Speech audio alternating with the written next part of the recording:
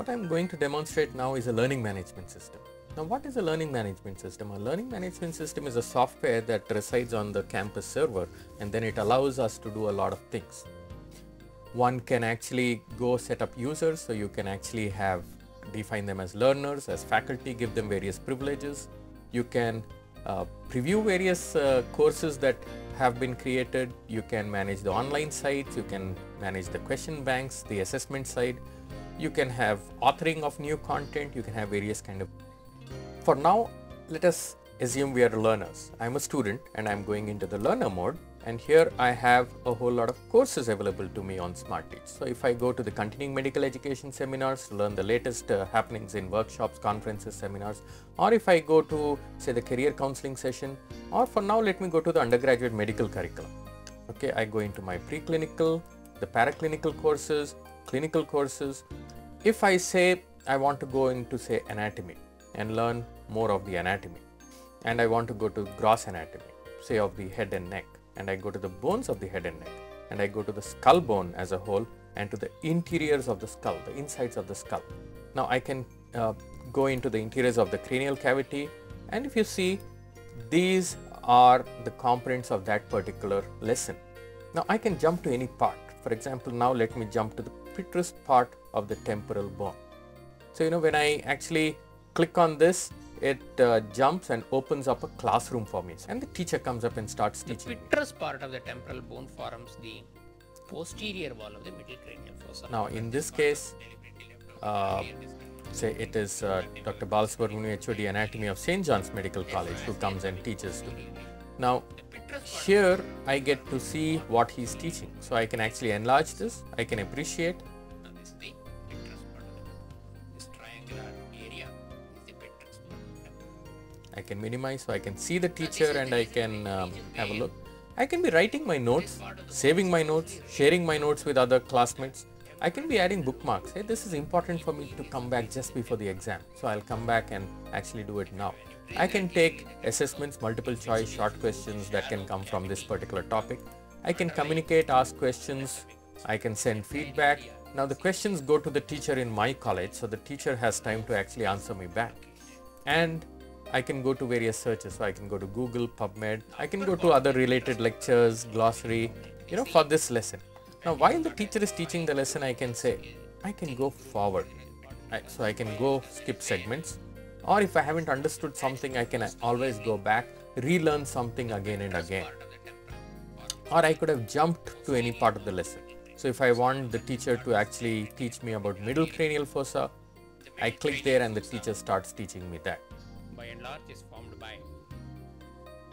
I could have, instead of going down the hierarchy, searched for a topic. So I could have said pyramidal tract, and I have the lessons to do with the pyramidal tract come up for me. Lesson 1, lesson 2. I can see what is covered. It always starts with an objectives of the lesson, goes down and teaches me the rest of the topic. So if I say I want to go to this particular lesson. Now, if you were to notice here, every lesson always will start with the title and take you into the objectives. By end of this lesson, you would have learned the origin, course, termination and functions of the pyramidal tract, the extrapyramidal tracts and its applied aspects. And then I go to the rest of the lesson part by part. Or I could have gone directly to the course of the origin pyramidal is tract. wide. So this is the cerebral. where I want to show you how we have started digitizing the entire body part by part. This is a model of the brain. Similarly, we have models of the heart, the lung, the liver. You can actually rotate them in any which way and show them to increase the meaning of that particular concept. So you can actually see that the teacher shows, look at his body language, the way it moves, or I could have, shown it this way. Let us just look at this for a little while. Internal capsule. Now, this convergence of the fibers looks like sun rays, and so it is called as corona radiata. Now I could have gone a little forward. I'll take you to show you various aspects. Now here you would see that this is a three-dimensional model, so the model actually can turn. There are certain things can actually rotate and take you. You actually have a walkthrough. It's like as if you're walking through the human body and you're actually teaching students. It lies between I'll go forward to show you like how it goes to the next step, the next step. Once the fibers pass through the basilar part of the bones, as the fibers emerge into they This way. come back compact. Now, like this, I could have gone to other areas as well. I could have say gone learned from some of the best teachers of India. For example, here I am going to show you lectures by Dr. Kakarala Subbarao, the chairman of the Radiological Association, for example.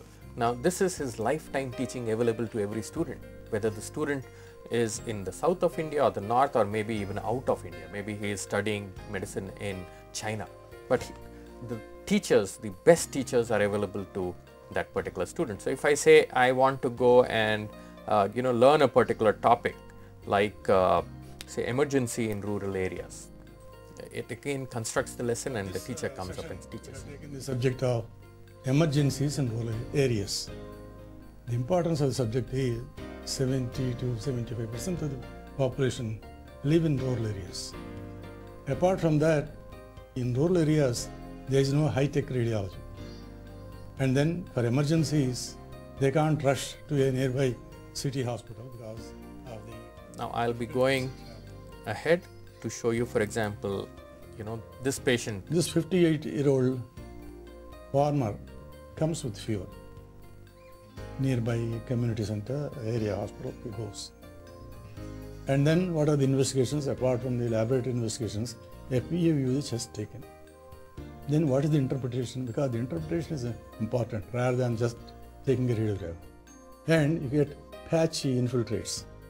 The right mid-zone, right cardiophrenic angle, and left side, not so much alveolar. Say this particular teacher had 10,000 x-rays of the most interesting cases that he saw in his teaching career. We digitized all those x-rays and we presented it in this format. So the teacher comes and takes you and interprets those x-rays for you. So it's like on one side immortalizing great teachers, on the other side you have the chance to learn from great teachers wherever they may be. Now, like this, I could have actually searched across various subjects. Like if I go into all categories and I say I want to search for diabetes. Now I would get all lessons to do with diabetes from across the curriculum. So if I go into say pathology, or I can go to community medicine, epidemiology of diabetes. For now, let me see what about pharmacology. So it actually... Hello dear students, I am Dr. Balakrishnan. I will be taking a few sessions. Now I'll go forward just to show you how, so the teacher comes and he teaches you whatever topic you want.